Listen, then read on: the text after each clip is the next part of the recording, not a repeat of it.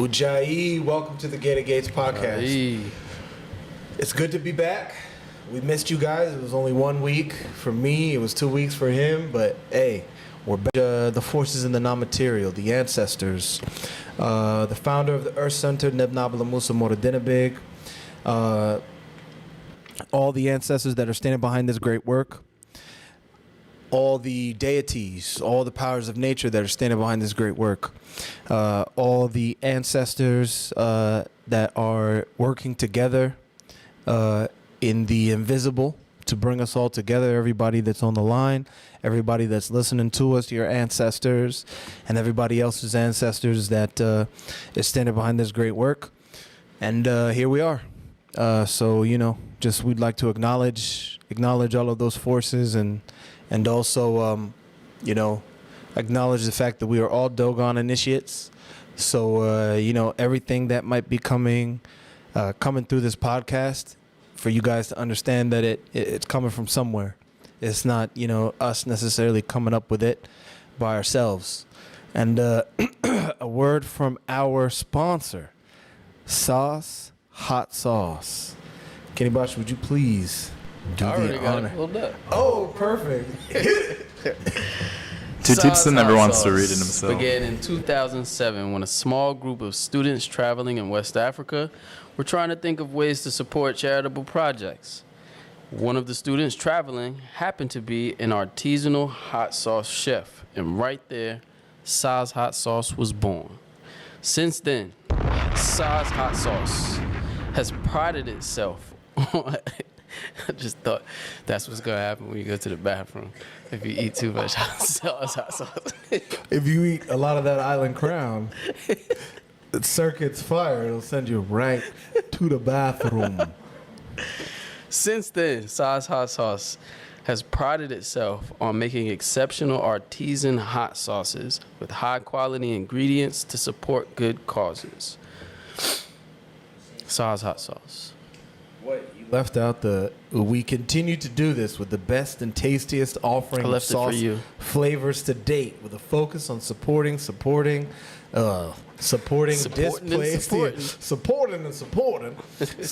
displaced families in the Fada and Gorma region of Burkina Faso with the revenue from our sales. Sauce Hot Sauce. Get you some. Please pull up the website. Kenibashu says sauce funny. Yeah, he did. You can't even hear you. Please pull up the website. So nobody can hear you. Sorry, I muted you, but yeah. He says sauce funny. Sauce. You said saz. Sauce. Yeah, sauce. You still said it funny. It's two A's. It is two A's. It is. Whatever. But we are not sponsored by Red Stripe. But Red Stripe, if you are listening, we are accepting applications for sponsors, and we will gladly allow you to sponsor us. Yes, allow you. It's a good call. To sponsor us. I'm here. They will do it. Red Stripe. Shout out to Jamaica. Shout out to Steven Seagal's reggae song too. Please, let's not shout out that. Let's not do that. If you didn't know, Steven Seagal has a reggae song with Lady Saw, and it's called Strut. You can't trust the internet these days. It might be that's AI, real. man. No, that's real. It's real? It's real. How old is the song? That's real. It's old enough that it was a CD. Yeah, That's real. Don't try to distance yourself from Steven Seagal. Steven's your brother. Steven Seagal is Jamaican now. I mean, Snoop Dogg was Snoop Lion for some time, so You guys gotta claim him whatever. too. That's a fact. Whatever. Hey. I mean, Snoop Dogg's not that bad, but Steven Seagal, that's pretty bad, bro. No one wants to claim. I don't even. Where is Steven Seagal from? Is he Is he Russian? He's not Native American, bro. It's a $5 Indian.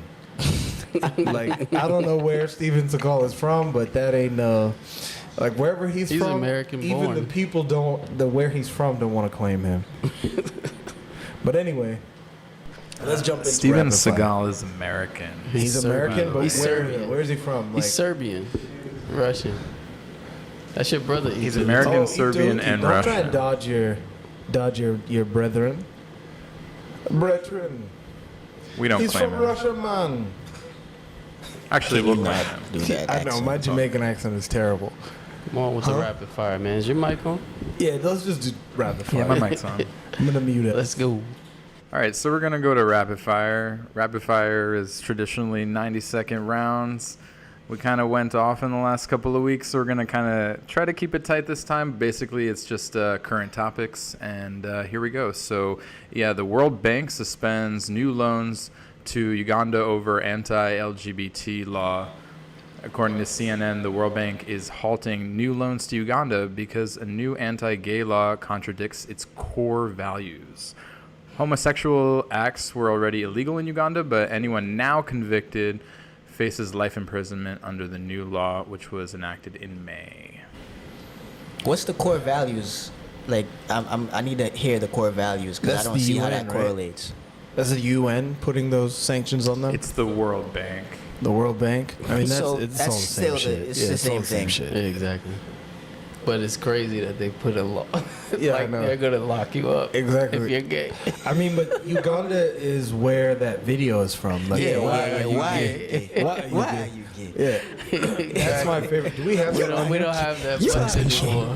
We don't have I don't that know. button. It's an evil world we live. Honk in my eye. No, we don't have it on there anymore. Those are all Wow. appropriate, though. I know they're all appropriate, but yeah, I mean, that's shout out to Uganda. Hold it down, Uganda. And it was already fold. illegal in Uganda. Now Right. it's just like, Yeah. we'll definitely convict you of homosexuality at this point. I mean, they're pretty lucky, honestly, because Yeah. really, if we're being honest, back then they would have just killed you. Facts. Facts. So I mean, it's just a disease. It's a Yeah. disease, and they don't want it to infect parts of Africa. Shout out to Russia, because Russia's on the same tip. it's Djibouti, traditional. holding it down. Putin, comrade, we're with you. Be careful saying that. What? People might think we're communist. Whatever. They was mad in the comments Yeah. last time. Somebody said that. What that did we're they say? communists. Yeah, you said it.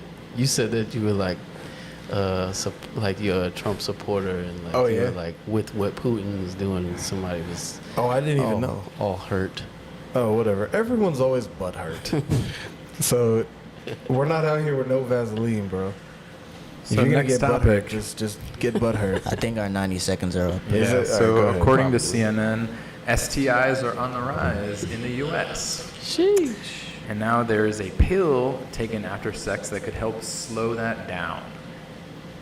So as rates of sexual transmitted infections continue to skyrocket across the United States, a growing number of physicians are prescribing a commonly used antibiotic as a way to prevent chlamydia, gonorrhea, and syphilis infected in gay and bisexual men and transgender women. It's called doxycycline. Doxycycline. It's a class of medications traditionally used to treat bacterial STIs, and evidently it is slowing down the process of the STIs. Slowing down. Why is this a topic? Coming behind the Uganda thing is I just know, like yeah, hilarious. I mean, it fits. It correlates. Yeah.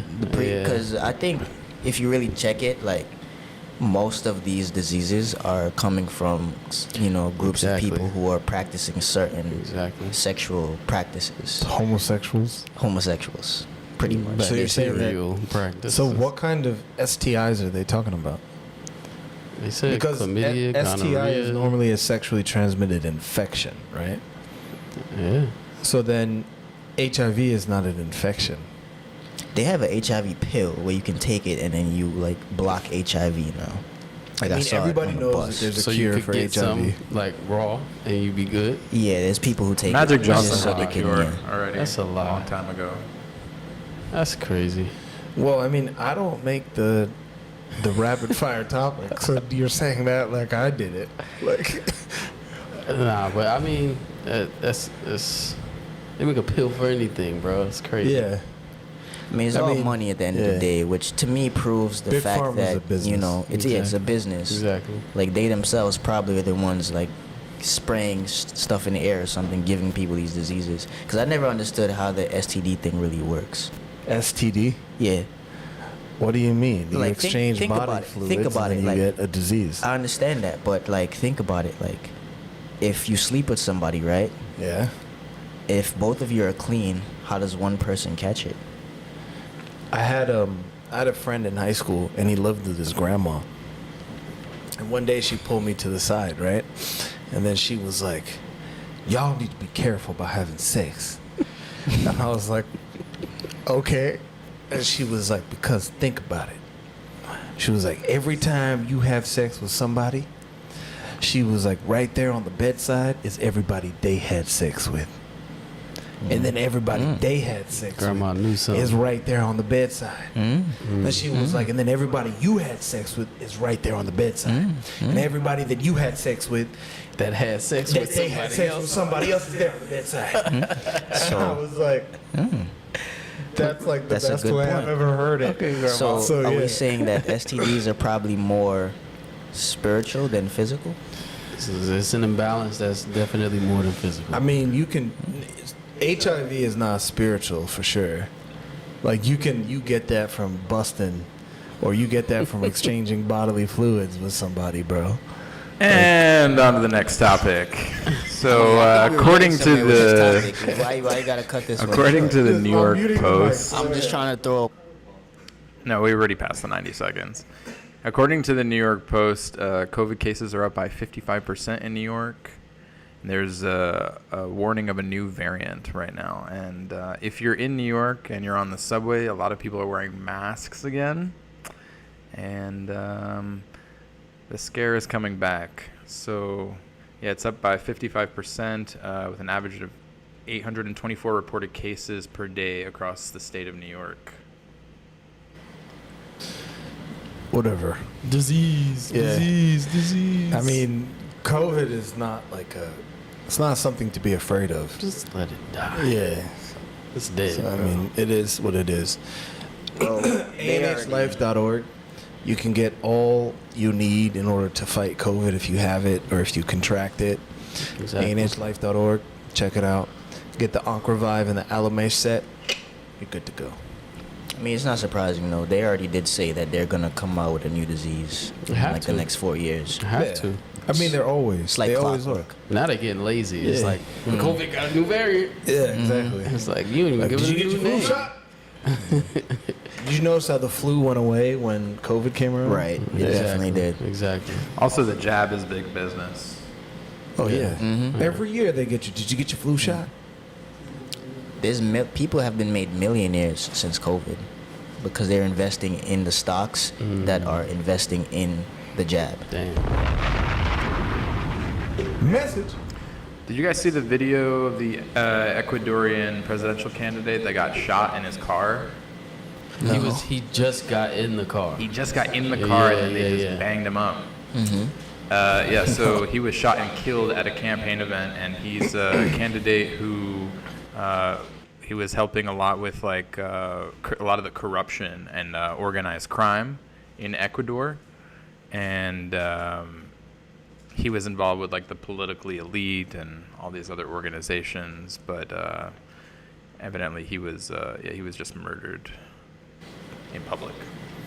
In public? How many times? How'd they kill him? They shot him? They shot him, yeah. How There was many a times? big group of people. You mean like they all ran up and shot him?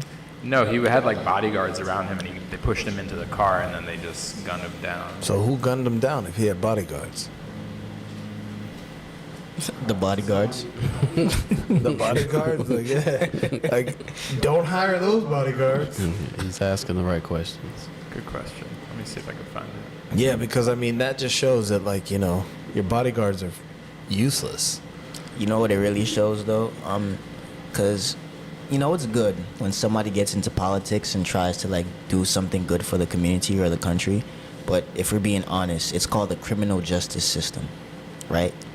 It's a system for criminals. It's a criminal justice system. That's crazy. And the criminals are the people running the show. Exactly. So it's like you trying to do good. It's like, I get it. But at the same time, you're doing the opposite of what even the system is functioning on. So you're gonna get clipped.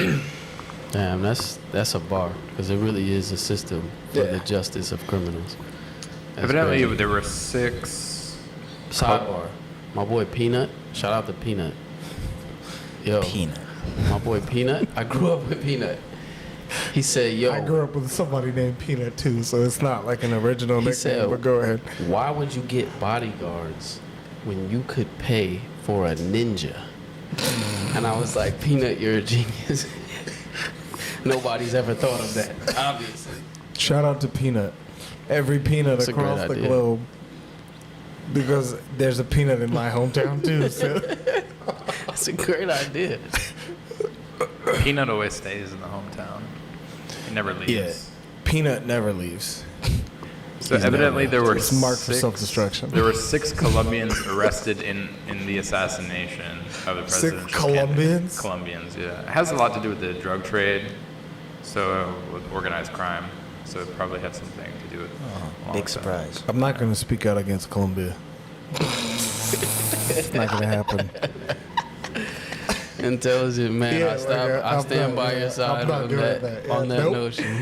Nope. I'm sorry to hear about the instabilities in that region. Next topic. Wow. So Wayne Brady. Did you guys hear about Wayne Brady? God.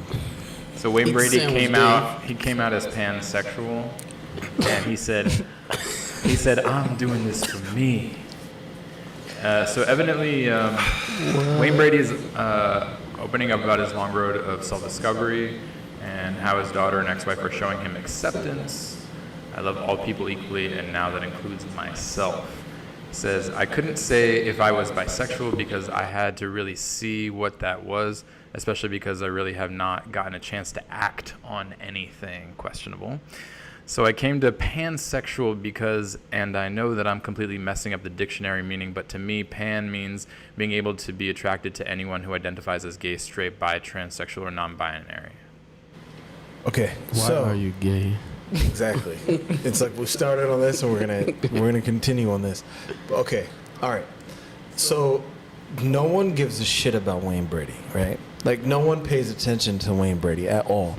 But now that Wayne Brady came out as pansexual, because I saw this, right? Now that he came out as pansexual, they were talking about how Wayne Brady was at Disneyland with his family. And they were like, Wayne Brady dresses very casually going to Disneyland with his family.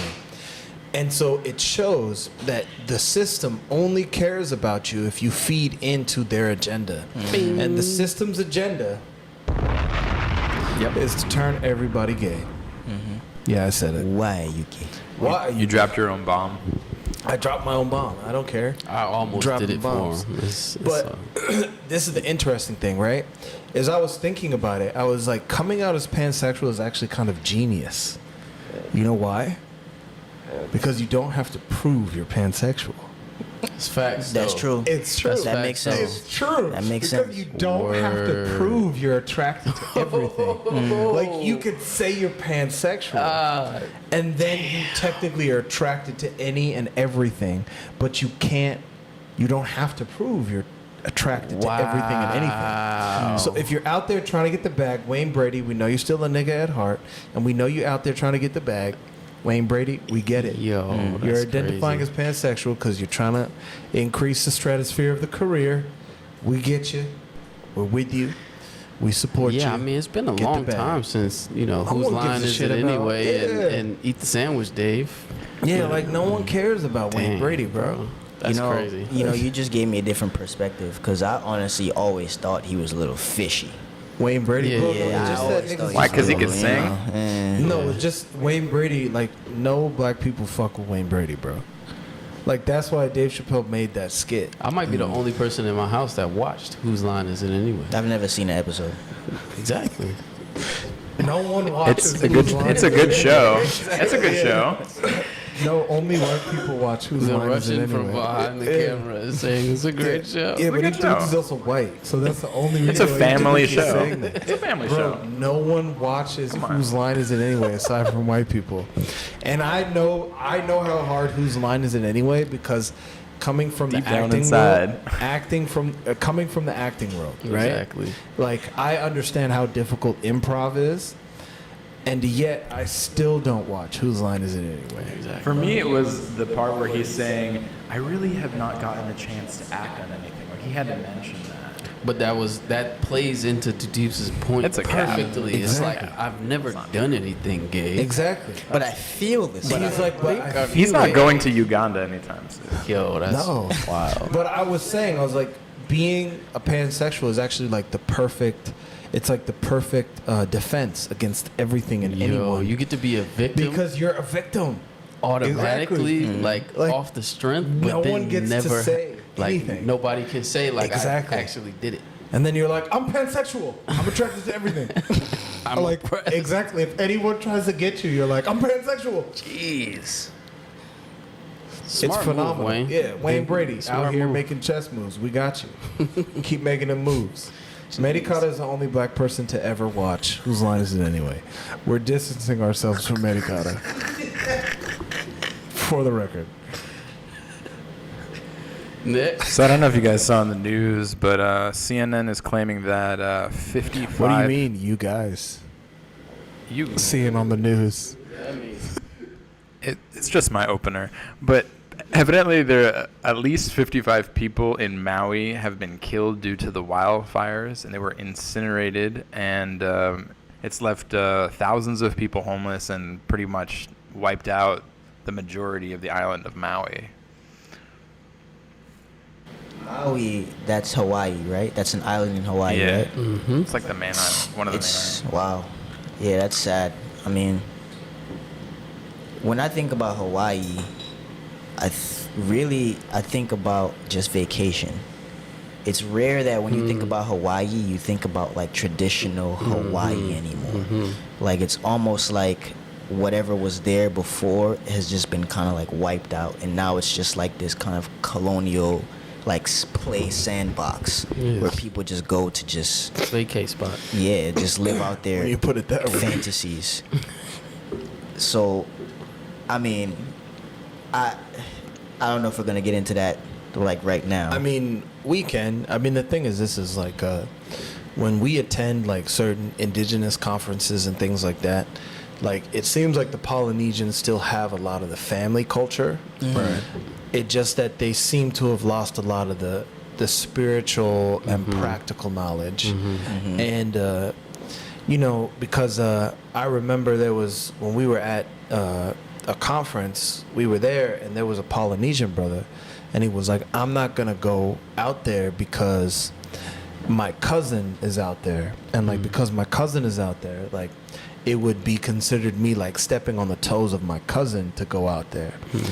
And he was saying like even if because my mom and my dad are alive, he's like I can't even technically talk about certain spiritual things. He's like because I gotta wait for them to kind of go before I start talking about it, because I can't be considered like a spirit, like I can't be considered a spiritual authority on something until my parents are gone. So they still have a lot in the Polynesian culture. And yeah, I mean, the unfortunate thing is like, you know, the only reason why some of us even know some of the names of like Kamehameha is like through Dragon Ball Z. Facts. And like, you know, through different avenues and different ridiculous things. Like, but yeah, I mean, the Polynesian culture is still alive, and it is very much, you know, still connected to the indigenous lifestyle. But the problem is that they've kind of, you know, because hearing the cosmogony of some of the Polynesian stuff is like, then they start talking about like off-planet, like aliens and that's very and new. stuff That's like that. new, That's though. new. That's new. That's Exactly. recent. Yeah, but that shows that their culture doesn't have it anymore. They had to Yeah. latch on to something to kind of like put the Fun pieces fact, together. there are a lot of Polynesians that are Mormon. You said there's a lot of Polynesians that are Mormon. Yeah. A lot. But the Polynesians are What? heavy Mormons. Mormons, Heavy. why? Because there's the thing. I have an aunt and an uncle in Jersey, Wildwood, New Jersey. They're Mormons. Giving out my address. So they're Mormons, right? But check this out. I used to have to get up at like 5 o'clock every morning to get ready for church by 6, to drive over there, to reach there by 7. And then church starts at 7:30. So it's a large Polynesian population, especially the Tongan people who are Mormons. Like, because what happened is John Smith, I think, which is the founder of the Mormon Church, like he went over from like Pocahontas, John Huh? Smith. No, what's his name? Is his name John Smith? Or am I mixing him up? What? If Tuti should know, his wife was Mormon, right? Shout Anyway, out to the founder Sipta. of Mormonism. They It's spread Joseph Smith. Mormonism. Joseph Smith. Joseph Smith, sorry, Close. Joseph. Joseph So Smith. It's not too Joseph, far off. That's not still too far like off. that's still yeah. like a very white bread white name. Right. Yeah, that's definitely some sliced bread white name. Yeah, definitely. Joseph Smith. Wonder Bread. But Yeah. Joseph, basically, him and What some of his people- followers went out to the Polynesian islands, especially the Tongan islands, and Mm-hmm. they converted a lot of the Polynesian people into Mormonism. So the same way how you would see a lot of like people in Africa, like who are like Christian in Ethiopia and like Muslim in Western Africa, it's Yeah. the same thing that the Mormons did to the Polynesians. It's like they took like a kind of like a page from their ancestral colonial book in terms of religion, and they use it on the Right, Polynesian right. people. So you have black people who are like Christians and Muslims, but then you have Polynesians who are like straight up either Catholic or Mormon. Like that's the two Abrahamic religions that they Damn. have to choose by. So a lot of them are that, and those people kind of like I didn't know look this. down on their traditional culture. Like they kind of like turn their eyes to, or turn their back towards it. Like it's a very big thing over there. I mean, I grew up in Texas. I mean, not my whole life, but I lived in Texas for 5 years. And do you guys know where Euless Trinity is? It's a high school in Texas, and they do the haka because there's a lot of Polynesians in that area. And I grew up. There's a Polynesian dude that I grew up with, and it makes a lot of sense that because like the Polynesian culture in and of itself is like still kind of connected to traditionalism, but it makes sense that it's been, you know, kind of watered down by Christianity. I didn't know that it was watered down by Mormonism. Yeah, it's in like particular. it's heavy. It's to the point where like I used to go to church Are with there a this lot guy. of Tongans and A whole lot. in Utah? Yeah, there's a lot. Really? Yeah, you will find them there a lot. Is they this move true? there. Can we confirm this? Yeah, definitely. Have you ever been to Utah? Teasy, you have to think about it. Have you Yes. ever been to Utah? Are there a lot of Yes. Tongans in Oh, Idaho? And there are. Yeah, Yeah, we probably had Utah. to. We actually had to drive down there one time to one of the big Mormon churches because I used to spend summers out there sometimes. So in Utah? yeah, so I got What? to see the huge Mormon church I know, out there. right? Imagine him in Utah. Exactly. It's like, Bro, What were it you was the doing? worst time of my life. I hated it. I hated that period. I really did. I can Like see that. I wanted to choke myself. Are we over 90 seconds? definitely. We're definitely over. No, but my question about the whole thing, even just on like a basic level, is one: how does this wildfire start? Because the Yeah. Canada wildfires, Came it out has of like nowhere. some weird stuff going on with Yeah. it. So I want to know how these wildfires Message. started, and yeah, I think that's a good enough question. Yeah. So And also, shout out to everybody that lost their life, and you know, may you be received by your ancestors because you know that's sad.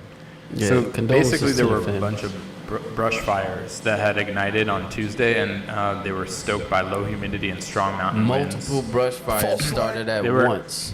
There were Sounds a lot of very winds False flag. Exactly. that were brought up by Hurricane Dora. There was a hurricane also Dora? that kind of Dora I the don't Explorer. understand, So is bro. that bitch how Dora and how does Boots? a hurricane and It a was fire that bitch Dora the Explorer work and together? Boots? I don't get that.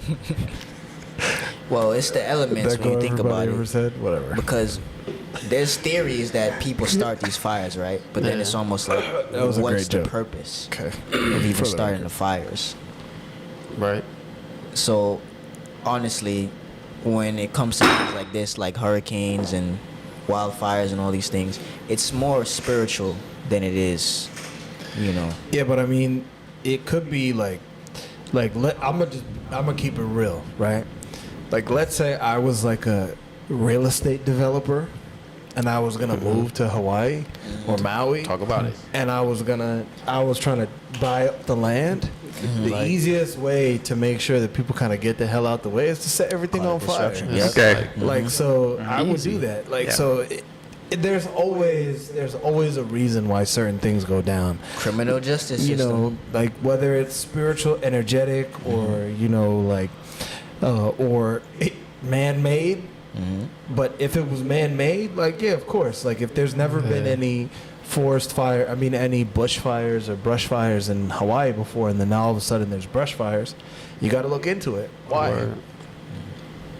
Let's look into the next topic. So, I Two bet Teams you is gonna like this one a Starbucks where There lot. never was one before. Yeah, all of a sudden it's gonna be Starbucks. Speaking of starting fires, Two Teams, so you're gonna like this one. Hollywood has been shut down, as you know. Studios. One of the things that's happening is that studios want to scan actors to own their likeness forever.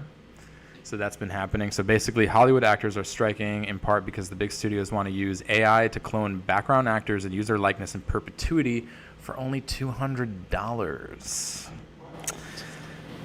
So, let me just say this real fast. $200, bro. I know that's the problem is like it just like America, right? Like Hollywood is very much it's very much an industry that it's like if you're not at the top, you're at the bottom. And it's just like America in that like even the advent of the middle class or like middle America and middle class, the only reason why middle class and middle America is able to to sustain itself or able to exist is through the advent of credit cards. Like if credit cards did not exist, how would your life be? Nah, that's a fact. Like, think about if credit cards did not exist. And, like, credit checks and, like, taking things on loan, doing things on a payment plan. Crime would be like, rampant. It would be, anarchy in out the here, streets. like, rich people would be on the guillotine. I never Like, thought about the that. rich people would be getting beheaded. Like, it would So true. not be nice out here. So, the thing is this, is that what people don't understand is that whereas that it's flashy, Hollywood is populated by a lot of people that aren't in the know. For the people that are in the know, there's a lot of satanic human sacrifices shit going on. Right.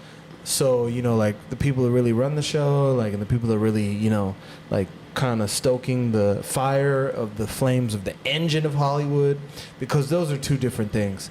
But for the people that don't know, yeah, that's kind of different. So, yeah, you know, it's normal. Yeah, I said it. Human sacrifices are real, and they do it in Hollywood. I said it. I mean, we talked about the Jeffrey Epstein, thing. I just even broke down the Mama Luke's. Exactly. Mama Luke's. Yeah, conscious history of is Mama there. Luke. Love that word. What's crazy is that there was a Black Mirror episode that just came out on the exact same topic. It was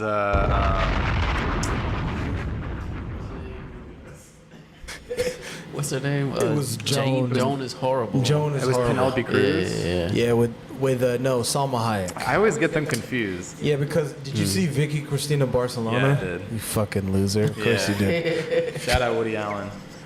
Oh yeah, shout out to my Jewish brother. Yeah, Woody Allen's not exactly a creme de la creme of human morality. Yeah, we're all human beings. Are we? Marry your fucking stepdaughter? Wait, that's what he do? Yeah. He married his stepdaughter? No, his not his Yeah, stepdaughter. Woody His is wild. adopted daughter. Woody's Him and his crazy. wife Whoa, whoa, adopted. whoa, Him and his. You didn't know this? Yeah. Oh, You didn't know is he this? the guy that adopted the little girl and waited till she was like The Asian 18? girl. Exactly. And then Yeah, and that then did he married her, happen. and then now he's got a whole bunch of kids with her. That's his people. He's a great director. That, You have to be able to look past That- the So why man. personal. fuck away from this guy? wow. That, Please don't talk about it.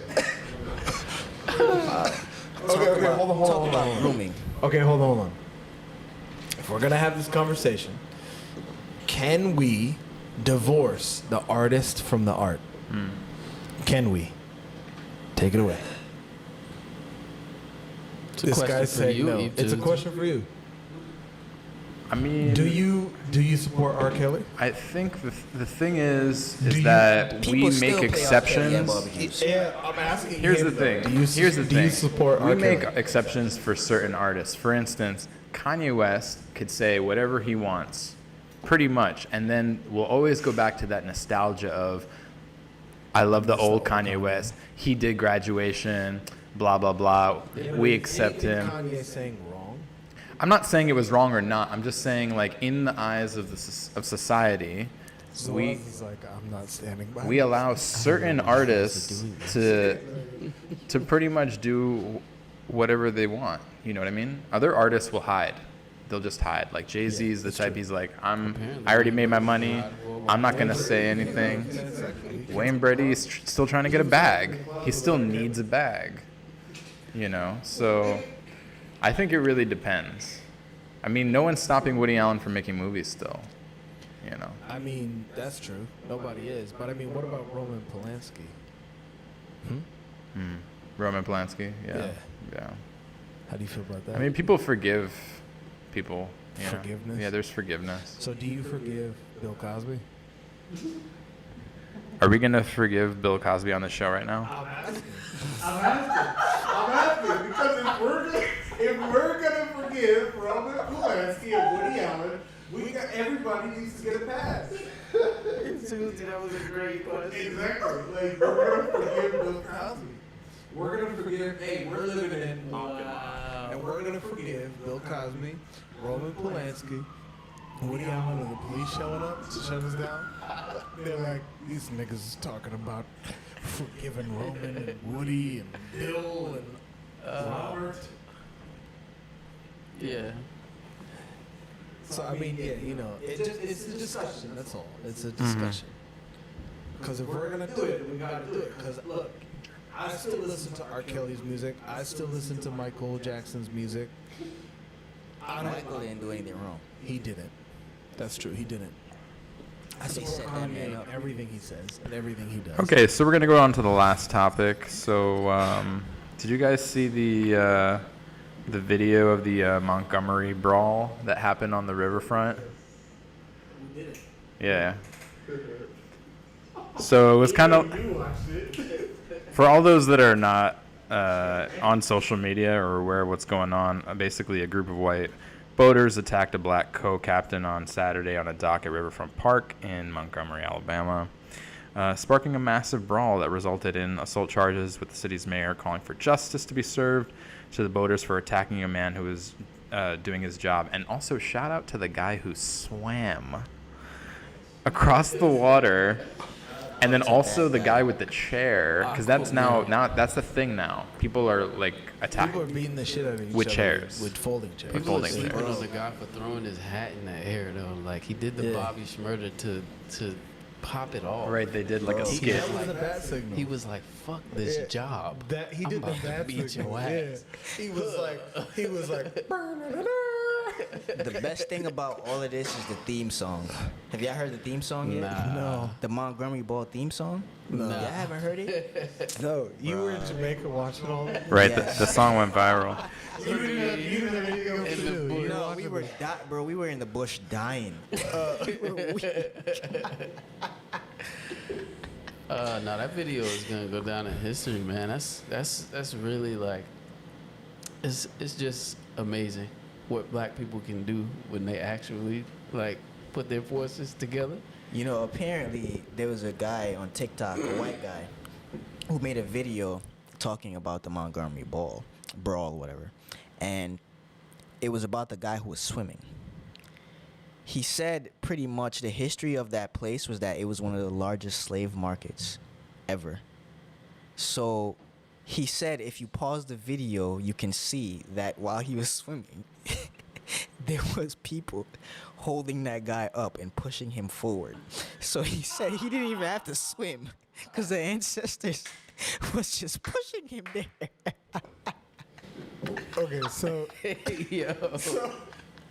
I didn't. In full disclosure, I didn't watch I didn't watch the whole video. Nah, bro. I'm not You gonna have the have whole video. I didn't watch the whole video because I didn't have time. I barely have time to do anything. Oh man. And I didn't watch the whole video because it looked like it was like just a bunch of white people started jumping a black dude, and then I saw like the black dude swim across the channel. She's like, that boy Exactly. swimming over there. Yeah, and then he came and then backed up the black dude, and then a bunch of other black dudes showed up, and then they started fighting the white guy people. with the chair. Don't forget the guy with the chair. I didn't watch Bro, that you have far. to see the guy with the chair. Have to, bro. I didn't watch that. It's far. real WWE shit. Yeah, but the thing is, I just saw the police. Thor has the Thing. hammer, and he calls a hammer. People are making videos where black people call the chair. I mean, look. All I gotta say is, I mean, it is hilarious, but it just shows like how much work we have to do still Seriously. in terms of like white people and black people coming together. man. Because I mean, racism's obviously still a thing. Like, that's why you don't see any niggas at the golf course. Like, it's real. You might see one or two. Shout out my boy But Khalil. they think, My but they boy think, Khalil they're, goes they to think they're white. golf No, you course. won't see any niggas at the golf They course. think they're Nah, white. honestly, Yeah. I know my boy Tiger Khalil Woods Gibran. said he was Shout out to Caucasian. Khalil Gibran. He's a rapper. He be at the wrote the book The Prophet. He named himself after him. But he's a rapper, and he's like, you know, a nigga. And he's definitely, like, he worked at the golf course, but now he's like, But now he worked but his he way had to up. work there first. Yeah, he That's had to work. different. He worked Exactly, there had to work first. there first. Yeah, I mean, it's true. It's but you're right. You're right though. Tutibsaa. It does just sort of highlight the depth of the problem with this whole idea of like black and white. Yeah, I mean, really it's crazy. unfortunate. Yeah. It's unfortunate, but I mean, it just goes to show like how much, and this ties into the topic today, because what we really wanted to talk about today was we really wanted to touch on, like, we wanted to do kind of like a current events topic, because there's a lot going on, right? There's the Montgomery brawl, river brawl, whatever. It's Tory Lanez. Oh yeah, Tory Lanez got sentenced to 10 years in prison, Sheesh. like for shooting. Megan, you're not a savage, because Yeah, savages take it. Like savages don't Savage snitch. gets the guy that shot in the Listen, shot. Exactly. You Savages. trying to get canceled and say that you don't protect black women? I don't care. Because you can't be like, don't pick and choose. Like, if you're gonna be, I know, yeah. If you're gonna be a savage, then be a savage all across the board. Like, don't be a savage when it's convenient, Megan. Seriously though. Like, because if you a savage, then a savage is not taking the stand. Look, I don't Like know a what. savage is not gonna show up at the trial and be like, my life is forever ruined. Listen, I don't really know what really happened. None of us were really there. If he really shot her in the foot, he didn't have to shoot her though. What? I don't think he did though. That's what I'm There's saying. like I a don't know whole what really conspiracy that like he didn't shoot her, and that the only reason why it's happening is because he didn't sign some type of record deal or Record something deal, like that. Yeah, he stayed independent. Like, yeah, I believe heard it. that, I believe it. but I don't know. I mean, that shit is real. Like, they do that shit. That's what they're doing to Kanye. That's what they did to Michael Jackson. That's what they're doing to Bill Cosby. Prince. Not what they're doing to Woody Allen. Not what they're doing to Roman Polanski. We should take some questions from the live chat. Yeah. So Chem Warrior is asking, is Mali, Burkina Faso, Guinea, and Niger on the verge of achieving full liberation? If so, the rest of Africa is taking the same approach? And would the West toughen their grip on the continent to prevent such action from happening? So this, again, ties into our topic today in terms of everything that's going on, is, before we got sidetracked talking about, certain things, is the coup in Niger. Because you see all the colonial powers stepping in to ensure that Niger doesn't get out from under their thumb. And the reason why they're doing that is because they have so many resources tied in Niger. And this is the thing, is that It's the gold. it's the gold and it's also the uranium. That's facts. It's the uranium. Because us in Africa, we understand that there's not all skin folk is kinfolk, right? So we understand that you can be like Talk Obama. about it. You can look like us, but you're not going to think like us. You understand that in a different way when it's only black people around you. Yeah, exactly. It's true. It's Then true. the meaning of white takes a whole different, Exactly. different turn. Exactly. But then I'll take it a step further and I'll say that there's a lot of dark-skinned people that think and act like the colonizer. Talk And then about it. there's a lot of light-skinned people that are white that think and act like us. And it depends on who you are. And it depends on that was the ancestors being like, we agree. Like, so it depends on who you are, because this is the thing, is that when you really look at the situation in Niger, you can tell that what's going on is even ECOWAS, right? You could tell that ECOWAS is just a collection of colonial powers that claim to be backing certain African countries that align with their agenda because they have certain people in place that look like us but think like them. They've been educated by the Right. by the Europeans. Right. They've been educated by the colonial powers, and what they do is they continue to enact and enforce the agenda of the colonial powers, aka the European superpowers, France, US, UK, Portugal, Spain, you name it, Italy, you name it. All of these so-called huge superpowers. So for anybody out there that doesn't really understand what's happening across the continent of Africa, look into what the president of the the president of Burkina Faso is doing. Look into what is happening in Sudan. Look into what is happening in Niger. Look into what is happening in Mali.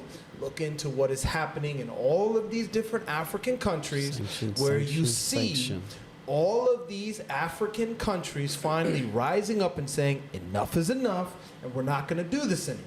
Right. And then you see the colonial superpowers saying, like, no, we have to maintain our colonial authority through any means and through any ways possible. And that's what's happening. And as soon as you start saying that loud enough, they're like, all right, well, you can't have any beer. You can't have our No guns. Coca-Cola for you. No Coca-Cola for Look you. what they did to Gaddafi. Exactly. Gaddafi was out here Exactly. preaching about having an African-backed currency through gold that was going to rob the United States of having the World Bank-backed Exactly. currency and all the European-backed currencies. And Hillary was like, you got to get the fuck out of here. Hillary was like, you out of here, nigga. You Fast, out. my boy. And look what they did to Libya, and they destabilized the region. You know, it's interesting everything you're saying, right? And I want a lot of people to kind of like grasp it really, because people tend to have ideas, and their ideas tend to be with the best of intentions. And these ideas tend to be with the intention to actually like help Africa to rise or help black people, whatever, to like reach a certain kind of status within the society. But the problem then becomes the fact that these same people with these good intentions are then also educated by the same colonial systems. So in a way, what you end up having is people that look like us who think that they think like us, but actually think like the opposition. But then they themselves don't even know that they think like the opposition. Right. So then when they try to do something and then they get, pushback, they think, oh, black people are just this way, or we're not like this, or we're not united in this way. But really that's not it. It's just that we can kind of see where the direction that you're trying to take certain things is going. And it's kind of like really sad because, again, the colonial society, the colonial system has done such a good job in educating black people, educating indigenous people all across the world, that we don't even recognize when we're putting ourselves in our own destruction. because the same things and the same policies, the same politics, whatever we're trying to implement is always in favor of what the colonial system is providing. At some level. At some level, on some level, and it's really sad to see, because countries like Niger, right? I remember having a conversation with a guy who was talking about how when Trump was in power, how Trump was trying to have like a currency backed by gold and all this stuff. And my argument was, okay, where's the gold really coming from? And he was like, what do you mean? The gold is coming from here. We have the gold. I was like, okay, cool, but where did we get it? And then he, like, it's almost like he just couldn't understand. And mind you, this was like technically like this is somebody I would consider indigenous. Like for me, coming from the Caribbean, if I see this person, like I would call this person like an Arawak-looking person, or an Amerindian, as they would say in South America, like an Amerindian person. So Amerindian. Amerindian? What does that mean? That's basically what we would call like somebody who's like Native American, but from South America, not like the northern part. We don't say Native American. Like we would say like Amerindian or Taino, Arawak, whatever. Right. Now, this person, he just couldn't even grasp at what I was trying to get at. Like, but the gold is not from here. So how is it that you're telling me that we're going to have a revolution here in America where we're going to destabilize the dollar and have power in America, but it's going to be good for the rest of the world, yet it's going to be backed by gold? But where's the gold coming from? That means that you're automatically putting Africa and South America in a position of slavery. Because again, for America and certain other countries to thrive, they have to put people in a state of servitude. They have to put people in a state of, need. They have to put people in a state of dependence. So it only makes sense as to why they don't want countries like Niger, Burkina Faso to really like leave the fold, because at that point, how are they going to eat? Like, where are you getting your food from? Where are you getting your money from? Where are you getting your resources from? Matt Ruta asked a good question in the chat about this. He says, do we even need currency anymore? Currency is only causing more problems. Whatever happened to people doing acts of service out of kindness and community? That's very idealistic, but that's just not real. Like, human nature is just not like that. Everybody does everything for themselves, whether you realize it or not. Even when you do a good act or you do a good deed, essentially you're still doing it for yourself, because you're telling yourself that you're doing something as being a good person. Message. It's for yourself. No one does anything without some kind of benefit towards himself. Even the greatest act or the greatest deed that you can think of is still for yourself. But, hey. I mean, this is the thing, is money is based off of spiritual things. It's because, just to give a little bit of a historical context for what we mean, is that everything that you see in the system, in the Greco-Roman system that we live in, is based on what? Is based on the Kemetic civilization. Because they came, they learned, they couldn't hack it, they couldn't hang, and so they had to make their own. And in making their own, they had to come up with whatever they could. So money in and of itself is based off of actual spiritual money. So with that being said, currency in some form always has to exist, because it's about the energy exchange. So it's not about, say again? No, I said break it down. So it's always about the fact that in order to give, you have to get. And in order to get, you have to give. So even in the non-material world, nothing is going to do something for you without gaining something or getting something. There always has to be an exchange to some degree. So currency in and of itself is based on a real principle that exists within the universe. But money in and of itself, fiat money, is a bit different. And it exists solely to take the place of spiritual currency. Those are two different things. Even the name, or the name, currency itself should tell you that it's about a flow. It's about a give and a take, and a give and a take. It's about a dialogue. So you bring up a good point, Tutibsaa. Since we opened up the door for it, it's like the river, right? When you think of current, or the current of the ocean, or the current of the river, it has to deal with like banks, because there's the bank of the river, there's the bank of the ocean. So where do you keep the currency, which is the current, the flow, the movement?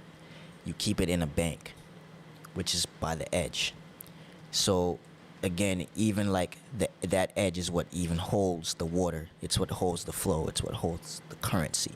So it's like the system is not based off of like human imagination. It's based off of like real principles. It's based off of real spiritual things, as my brother was saying. Like it's based off of like something that, preceded it. So there has to be some form of currency. Has to be some form of exchange. It's just that we live in a society now where people have taken the spiritual essence and the spiritual reality and the spiritual principles of nature and have now kind of found a way to make it artificial. That's why you see everything being like technology based. Everything is artificial intelligence now, because it's all about fighting nature. It's about doing what nature does, but on an artificial way. It's about trying to kind of like be the master of nature. So starting to like create your own version of what is already natural. So the fiat is just an artificial version of the natural principle of exchange. Sorry, Matt Ruta is asking how indigenous cultures worked back then in terms of spiritual currency.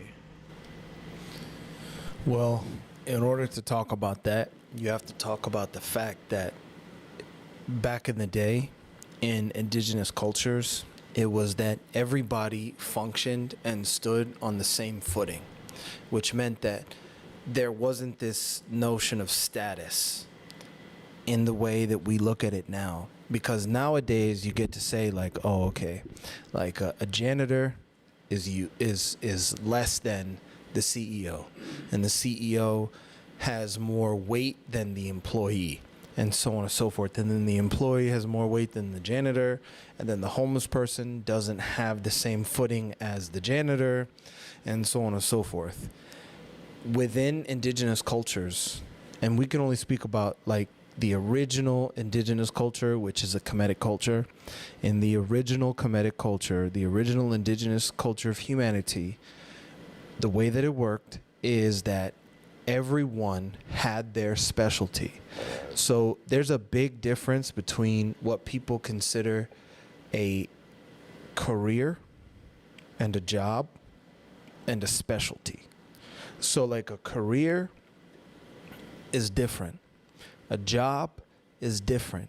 A lot of people confuse their job with what they're here to do. And a lot of times what you're here to do has to do with, not a lot of times, 99% of the time, what you're here has to do with your specialty. And that specialty has to do with what your ancestors did, which meant that, hey, if you are a fisherman, you're a fisherman.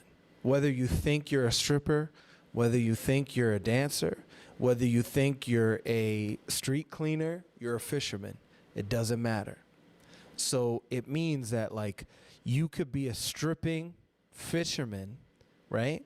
And you could be much better than a stripper that tries to fish as a stripping fisherman, okay?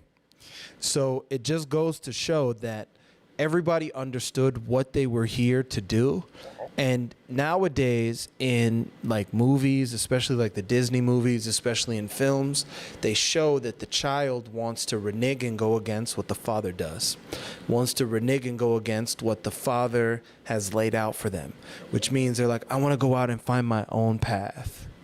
Huh? Whatever. So they kind of condition you to function in this way where you want to go against that kind of specialty, which meant like if you came from a family of merchants and then your father in modern days and times is a merchant, is a businessman, and then you're like, well, Dad, I want to be a singer. Isn't that what the whole basis of like that DreamWorks or whatever that movie Sing and Sing 2 is about? Is about that there's like a gorilla that wants to be a singer, and then like, but the dad is like, I don't support you in being a singer. And like, that's like the basis of 99% of films. Like they do that in the kids' movies. They do that in everything. No, it's a fact.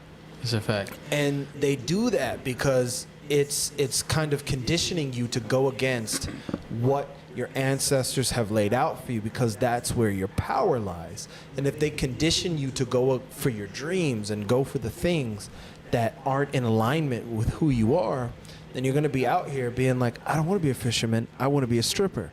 I don't want to be a fisherman. I want to be a singer. I don't want to be a fisherman. I don't want to be stuck on the boat. Dad, I want to be on the land and I want to be an oil baron. Whatever it is. And then that's the thing. Or you're like, Dad, I'm not a man. I'm a woman. And then that's what it is. And so this is the problem, is that in the movies nowadays, that's how they condition the kids. And this is the problem, is this is what we're dealing with, is we're dealing with people that don't understand that the way that indigenous societies are structured, they're structured to value every human being to have the same value. And therefore, everyone's contribution is considered valuable according to them being in alignment with their specialty. Matt Root has a follow-up question. Matt Roots is on fire today. He's on fire. He even said Ujjayi. Oh, Ujjayi. Ujjayi. So he's asking, Are you what's Matt Roots? You took that kind of offense? Pretty he's much. asking what's the difference between indigenous vicariously. currency and communism? Say that again? He's asking what's the difference between indigenous currency or indigenous ways of living and communism?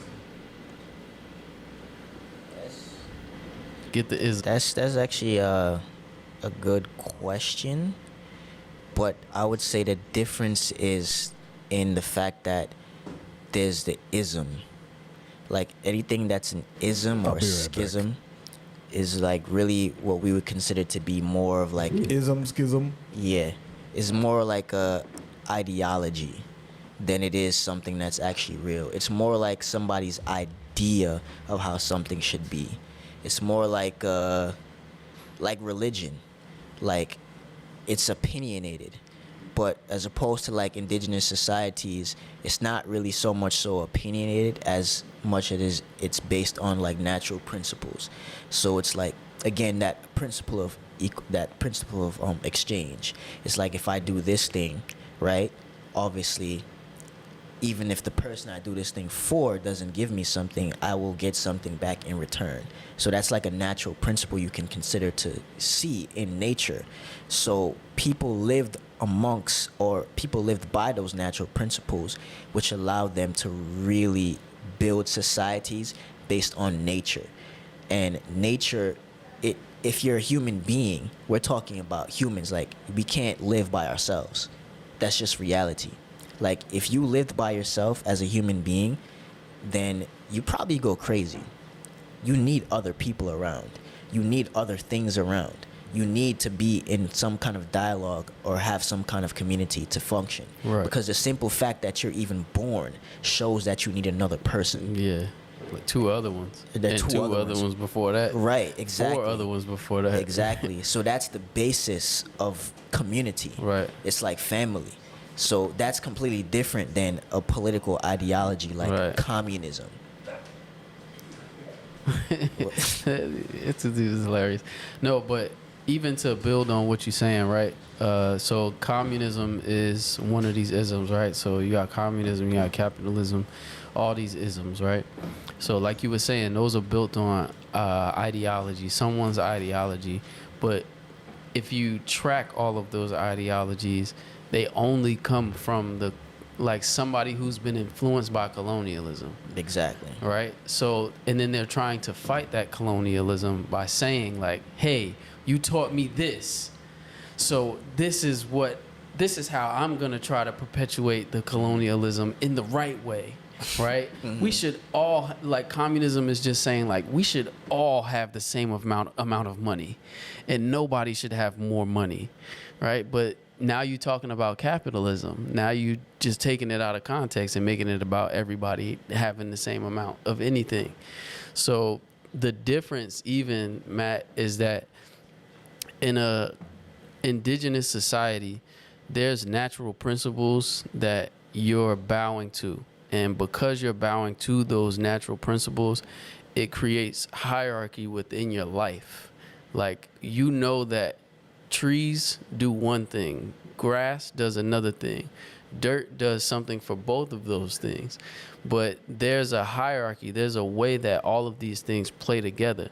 So you realize at some point, those great ancestors realize at some point, like, okay, this person died, but somehow I still have like memories of this person, and it lives somewhere. Right now, they're somewhere else. Something that was animating that body, because the body is still here, but something was there that's not there now. Okay, so where is that thing? It is somewhere that I can't see it. So there's things that are outside of this physical realm that we have to learn. We have to figure out. And when they figure those things out, it's like, oh, wow, there's a hierarchy there too.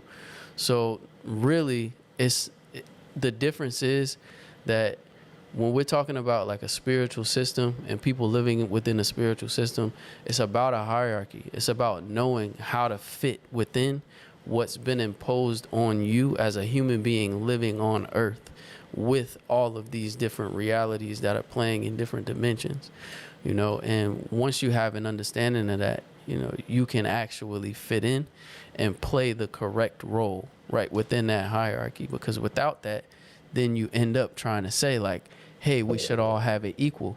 There should be no king. I should be able to be the king if I want to. I should be able to be a fucking woman if I want to. Fuck all of the hierarchy. I just want to do whatever I want to. So that really... Pansexual. You know, so Wayne Brady, you know, go find an indigenous society. You know, you'll be all right, bro. I mean, in also to add another, you know, facet to it, and shout out to Kaniyama, my Sudanese sister. Shout out to Sudan. You know, Sudanese people here holding it down. Is that there is this notion of bartering as well. And this notion of bartering is that, like, piggybacking off of what my brother is saying, is that you have this notion of like everybody has the same standing.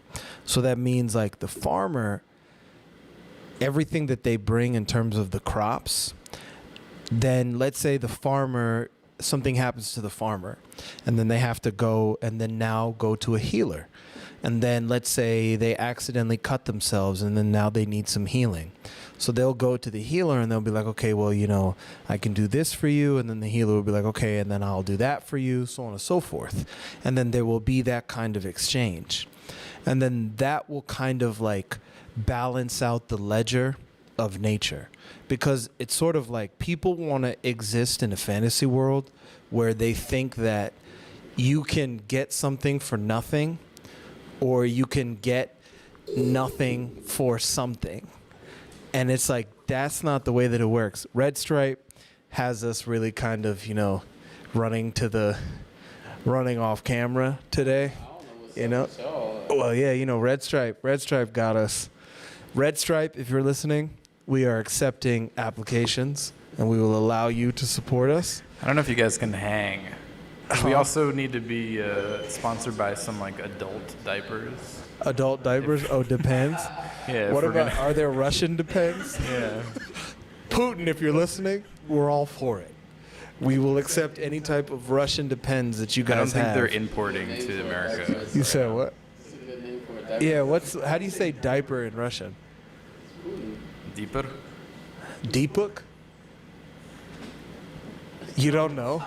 Yeah, all right, don't interrupt us if you don't know. So, all right, so there has to be this notion of nothing. It's like podguznik. bakusnik Podguznik. or whatever he said. That's how you say diaper in Russian. So it's like this notion of trying to get something for free.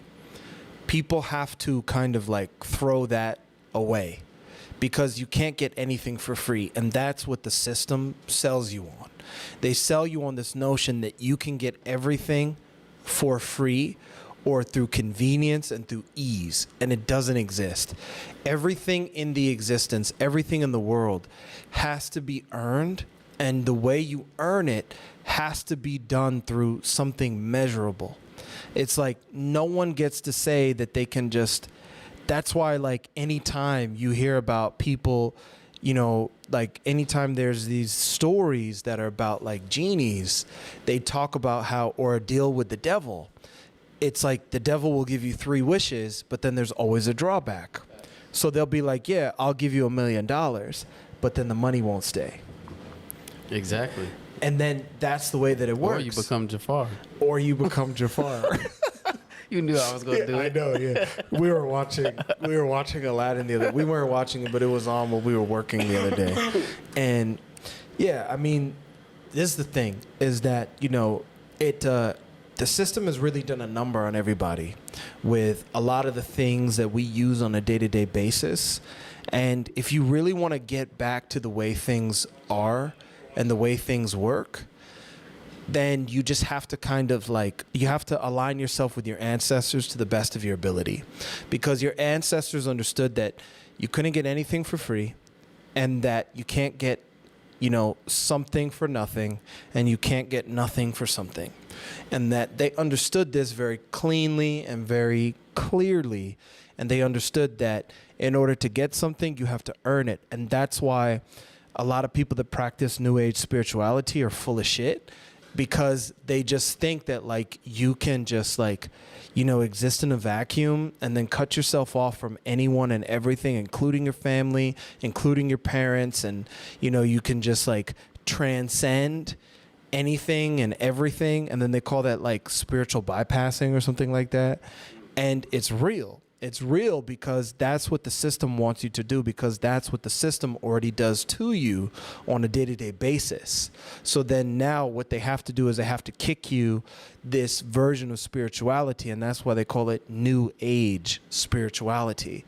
They call it New Age spirituality because they want you to continue to function the way that the system has you functioning so that you're never able to actually empower yourself.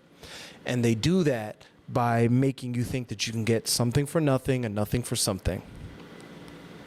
Yeah, I was thinking about this earlier, like even tying it back to the last episode, we was talking about art and, some of the stuff that we've been talking about in this podcast. It's just like so interesting that, even like the holidays, right? Like they'll give you, they gave people Juneteenth, right? And then they're like, yeah, this day is for you. Like you were once, like your ancestors were slaves, and now we're celebrating their freedom. Like they haven't been, like it's been so long since that As happened. if they didn't have some sort of culture before slavery. Now it's like, yeah, you're free to practice what we've given you for these 400 some odd years, and you can be proud of that. But don't you dare, I beg of you, please do not look back towards your ancestral practices and start doing that. Because then Juneteenth becomes null and void. Going to a rally becomes null and void. Because if you go to... Or a picket fence. Or I mean, not the picket fence, but picketing. picket signs and Yeah, picketing. yeah. And, what do they call that? Protesting. Exactly. You go to any indigenous African society and you tell them, like, yeah, we have a holiday because of slavery. They're going to be like, okay. And be like, so you're celebrating your oppression? You're celebrating the fact that your ancestors were oppressed. That your ancestors were slaves and that they had their culture was taken away from them? So No, what it is we're celebrating the fact that we actually are now accepted, and now we are actually the same as the ones who enslaved us. Meaning, So like, again, we're celebrating the fact that we have a seat at the table with the people that murdered our ancestors? a so-called seat. That's the reality of it. So there's a Sensational. joke. There's a joke that black It's an people evil world we live in. actually liked slavery. Yo, That's a joke that black Wait, what? people. There's a joke going around that black people actually liked there's slavery. a white lady that's on. Yo, I saw us on Instagram. She was explaining it, trying to say that there were black people that enjoyed slavery because it gave them a job. It gave them something to do. They What? sang songs. Everything was Yeah. cool, and they liked it. Some Yeah. of Where them do you liked guys it. find these videos? This on I Instagram? came across it on Yeah, Instagram. it was a random thing, but it's interesting because if you speak to a lot of so-called black people about ancestral culture or spirituality, most of them are going to shun you. Most of them are going to talk about Jesus. Yeah, 'cause that's the most of devil. them are It's going to say considered it's the devil in their evil, mind. it's this Yeah. negative, it's this and that. But those same people will talk about how their ancestors suffered, how they went through this, how they went through that. But none of them will actually do what their ancestors used to do. So in a way, it's like you're kind of saying we enjoy the slavery. We actually appreciate it because end of the day, it took us away from the evilness and the wickedness of our ancestors. It's actually disrespectful. It's crazy. But for some odd reason, or for some, not even an odd reason, the colonial society just did a very good job at convincing people to go against themselves. You know That's what what's- we're really seeing. You know, it's crazy though. The episode, the Uncle Ruckus episode that we were laughing about the other day, the episode of the Boondocks. Like his parents. Uncle Ruckus is just a man that hates black people, but he's black, And himself. right? But what his backstory is that his parents, right? They had a child, but the mom wanted to tell him that he was white. Like he came out white because he was from a white family and they adopted him. And he had revitiligo. So eventually, Wait, you got to say that properly.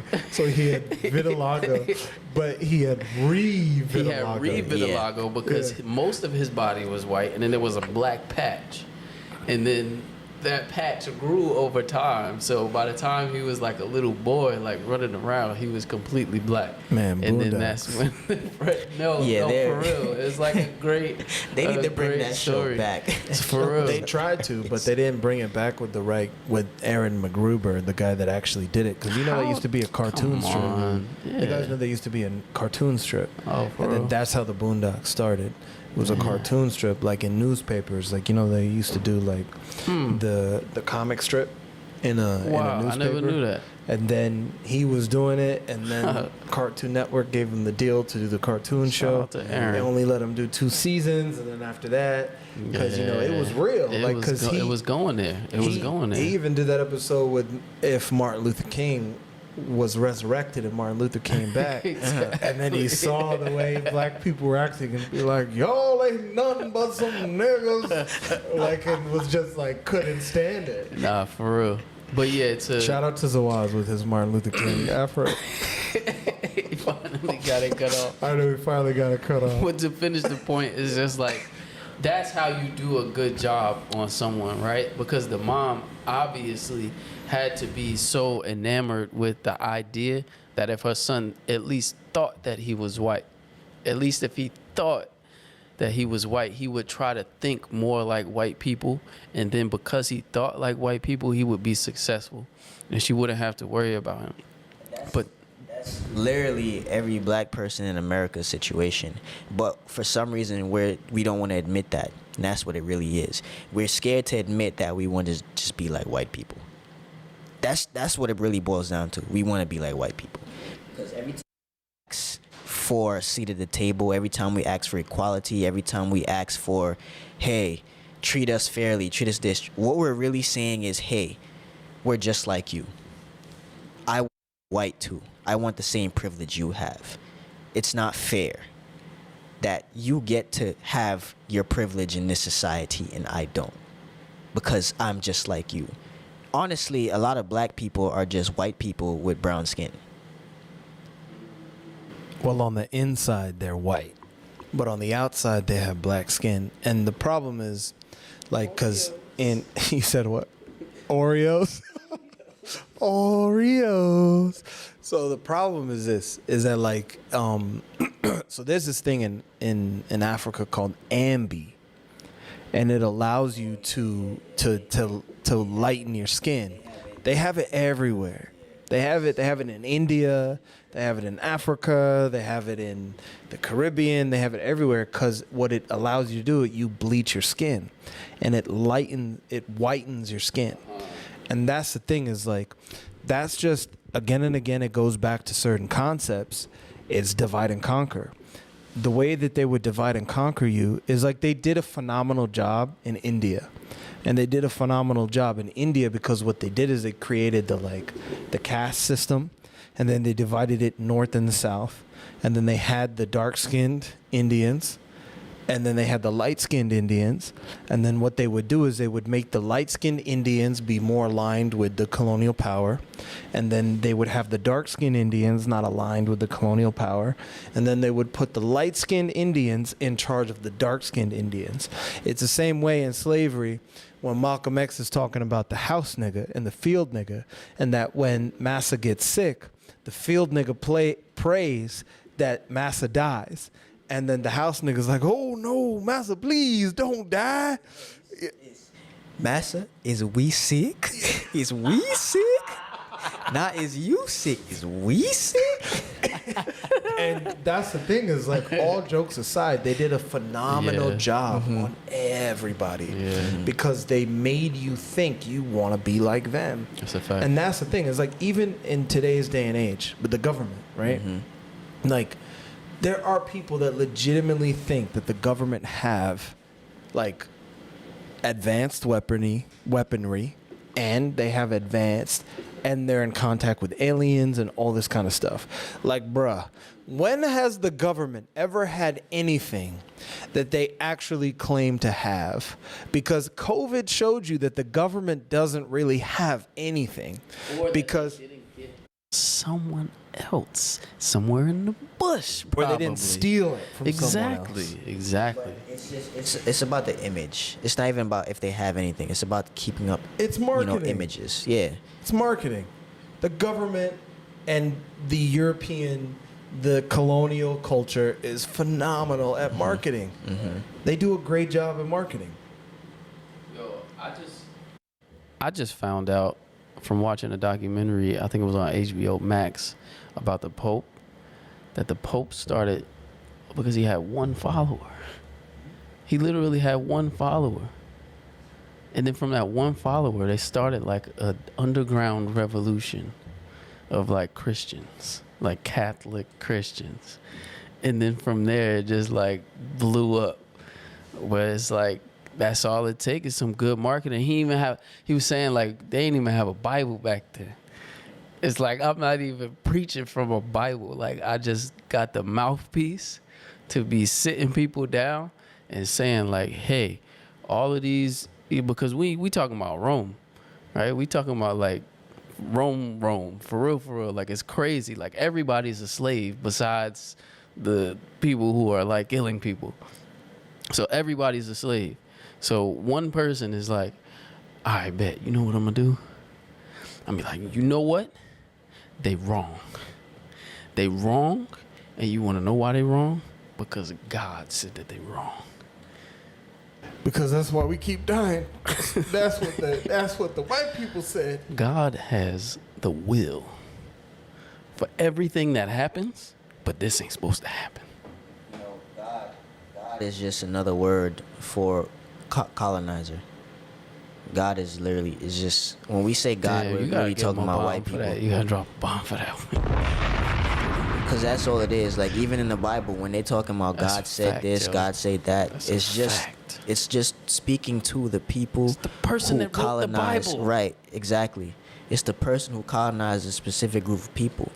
That's why every time that somebody gets colonized in any region in the world, they have to give them a religion or they have to give them a Bible, because they're adhering to the colonizers as the God, or the gods, the government as the God. And it's funny because going back to even like people who have been colonized just want to be like their colonizers. When you really take a look at it, it's so dangerous because it trickles down into every aspect of our very being in society. Like even spirituality, like this whole New Age thing that we were talking about. Like New Age spirituality is just the colonizers' spin on what was already predating religion. Now, they had to kick it in a new way because people were starting to wake up and realize religion was BS. But a large majority of them themselves was questioning the religion, and then they were like, hey, maybe there was something to what these older people were talking about. And then they started to like follow certain principles and start to make up their own, kind of like way of doing things. But the sad part about it is this. Black people, indigenous people, whatever, then see their colonizers doing that, and then what do? They go and do the same thing, which again proves what? We just want to be like our colonizers, no matter what, no matter how you twist it, no matter how you turn it. We just want to be like our colonizers. It's that Stockholm syndrome. It's even like, if you really look at it for like what it is, it's a shame because, when you see two little kids, right, and they start like slapping each other, right, like one little kid is chilling, and then the other one just gets the gusto to be like, I'm about to slap you, bro. I don't know why I feel like this, but I'm about to slap you, bro. So the wanting to slap the other little kid is just like, I want to express some sort of like a power, right, an authority in this situation. If I slap you and you don't do nothing back, I got it.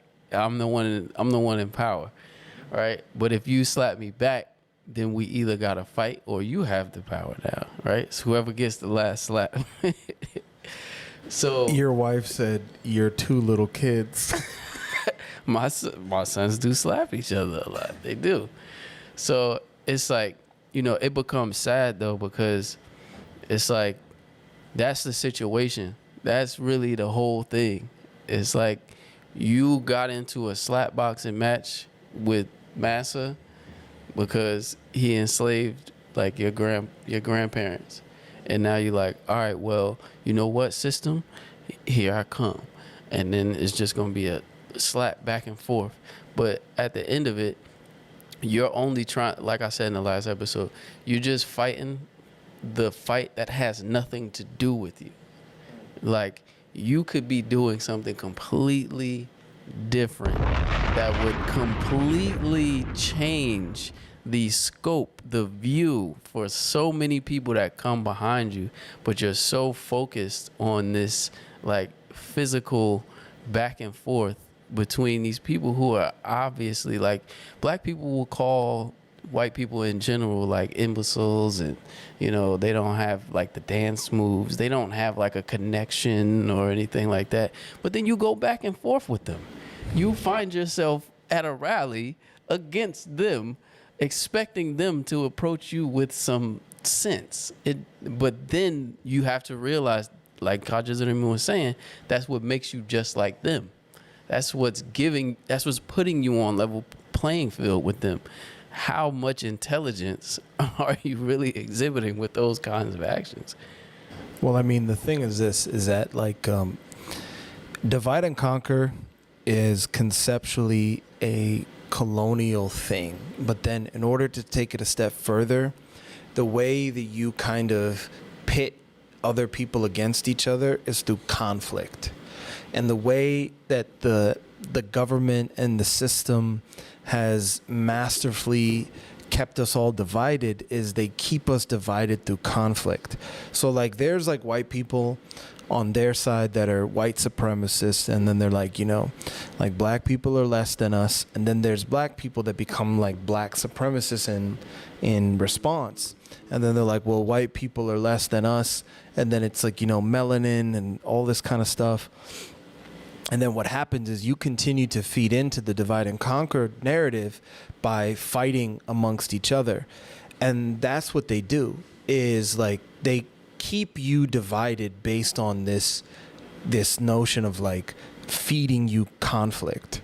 And that's the way they kind of keep you going, because human beings, we're emotional creatures. There's no way, unless you somehow chopped off or cut off your emotions and then you're just like a sociopath, and then like you've transcended emotions, or you're like a stoic, then like, yeah, of course, good for you. But like rarely do human beings have like a real notion of detachment. And that's the thing, is they use this notion of conflict to kind of pit us against each other.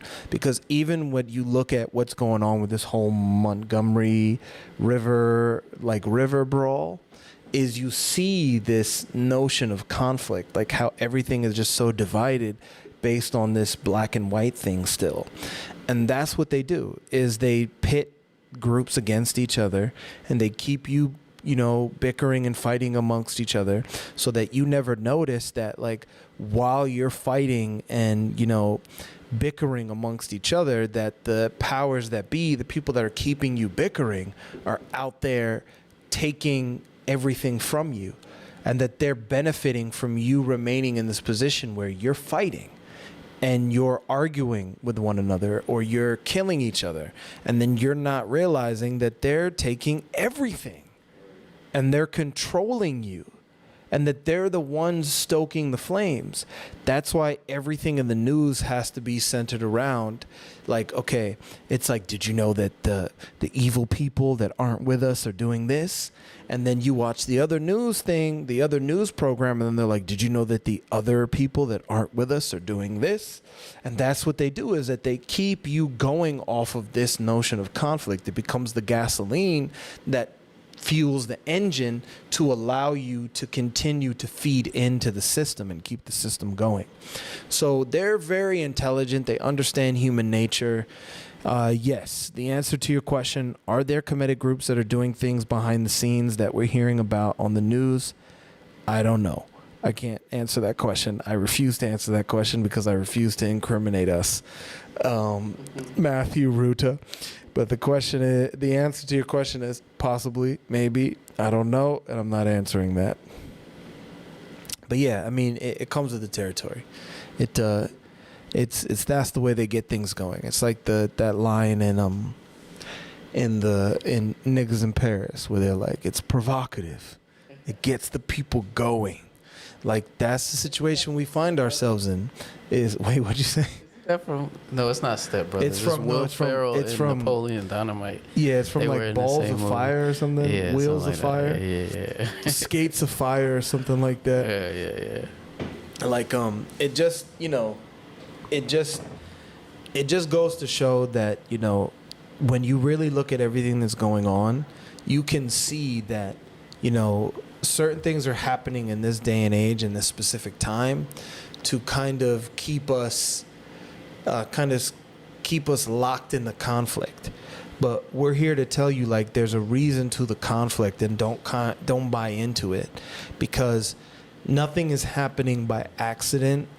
And we highly suggest you kind of like pierce behind the curtain that the media and the powers that be kind of present to you, so that you can really, you know, kind of arm yourself and get yourself ready to, you know, position yourself accordingly to help yourself get out of this madness and everything that's going on. And with that being said, we are opening up the doors of initiation on September 3rd and September 10th in a majority of our locations.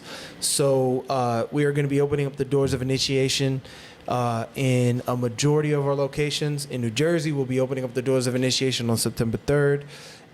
In Chicago, I believe they're opening up the doors of initiation on September 10th. In Montreal, I believe it's going to be September 3rd. Toronto, I believe they may be opening up the doors of initiation later. I can't give you the exact date. Houston, they should be opening up the doors of initiation in September. Baltimore, DMV, DC area, they should be opening up the doors of initiation in September. You're like a auction. Am I? Auctioneer. Open up the doors of initiation. Am I saying it fast? Open up the doors of initiation. I don't realize how fast I talk sometimes because, classically trained, Shakespearean Marlon Brando over actor. here. Like I can just, say certain things super fast.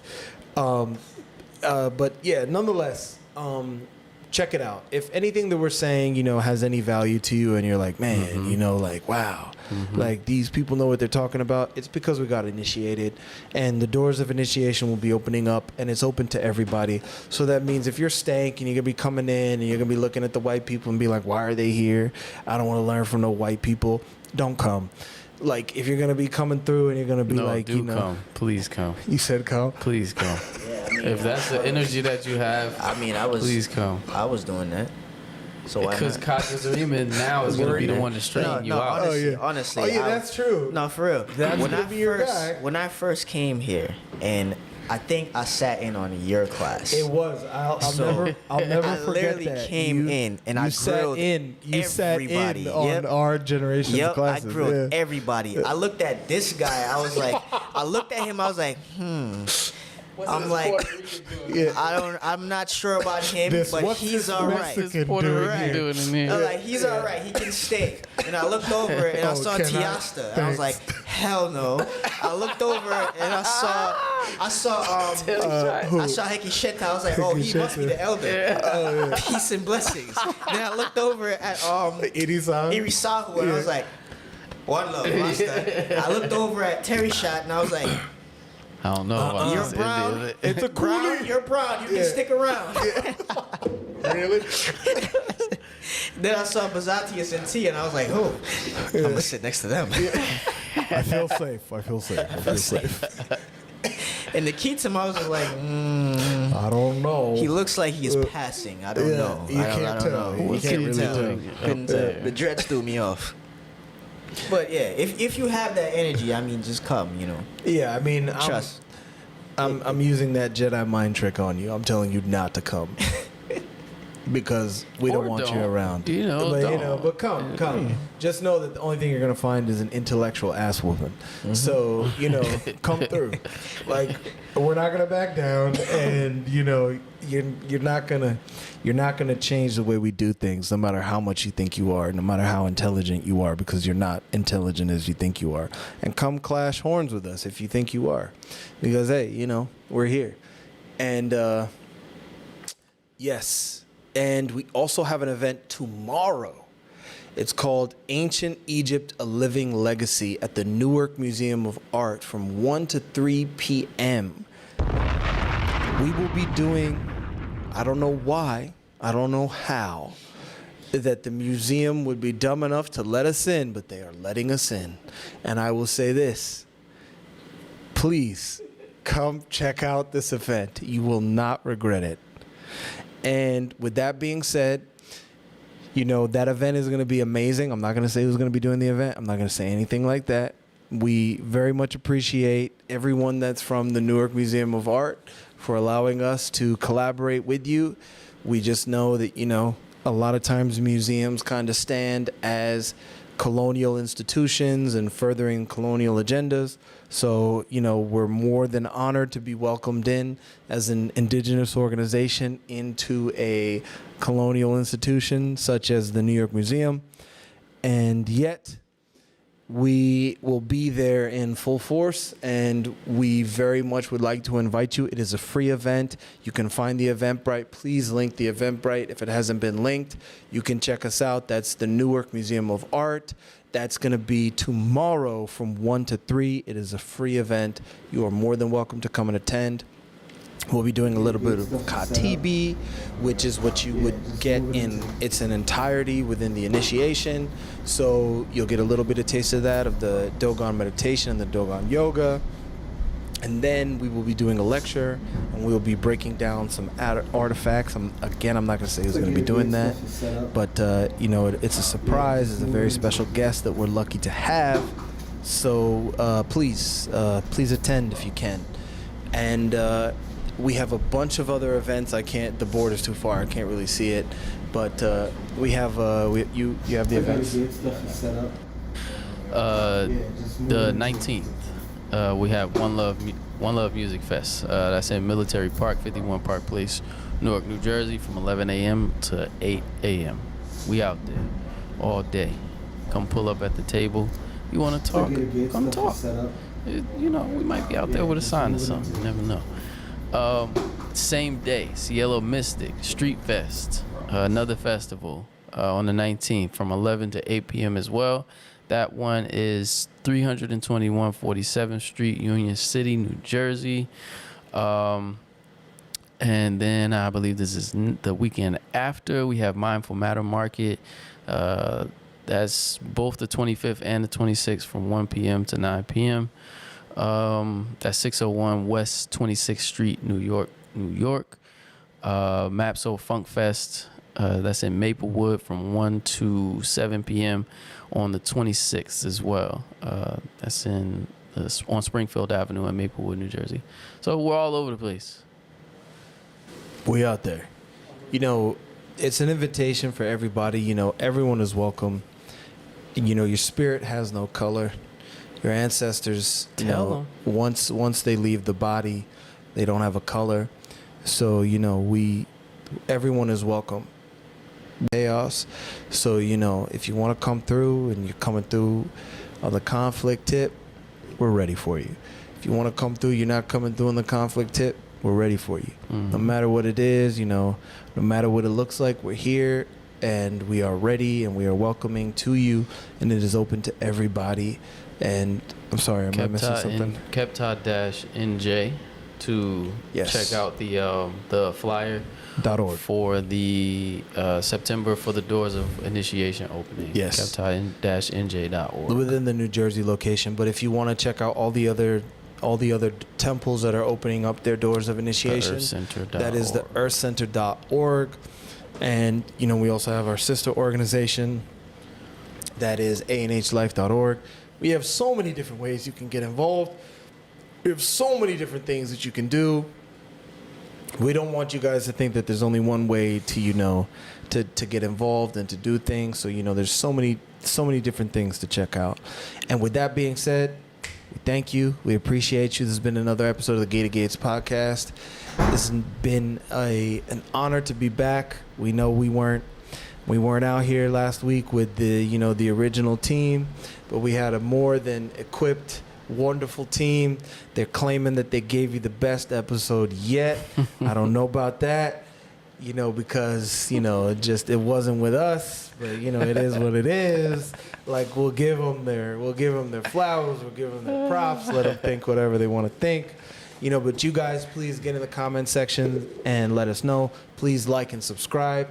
If you feel like the episode with Kenibashu and Itahuti, and that's ancestors saying no. Yes. That's ancestors saying no. Yes. That's ancestors. See, her phone got wet. That's ancestors saying no. If you think the episode with Kenibashu and Itahuti and Tutanen was better than any of the episodes that the original hosts, meaning myself and Kagzrimen and anybody else that we had on the show, was better, then hey, let us know in the comment section. If you hate us, let us know in the comment section. If you love us, let us know in the comment section. We appreciate you regardless. But who said that though?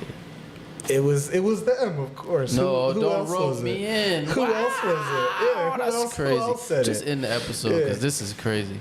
Thank you guys for tuning in. Divide We and conquer appreciate at you. its Please best. continue to tune in and please continue to check us out. And also, please, if you haven't got this book, get this book, Philosophy Podium. It's the original volume that was originally issued. We did a reissue of it with a wonderful introduction by Nabala Musa Basiru, because I know his initiatic name. That's Naba Irita Shenmira, for those that don't know. Disciple of the Maka. Phenomenal book. If you haven't read it, if you're a book reader, you need it, read it, let it change your life. Let it sink in. It's the only book written by a Dogon. There are many different books written on the Dogon, but there's only one book written by a Dogon, and it's right here. So please check it out. Please get it. You can get that at risingfirefly.org, theearthcenter.org. Please check it out. Please purchase it. Enhance your mind. Thank you guys. Please continue to tune in. Idiru.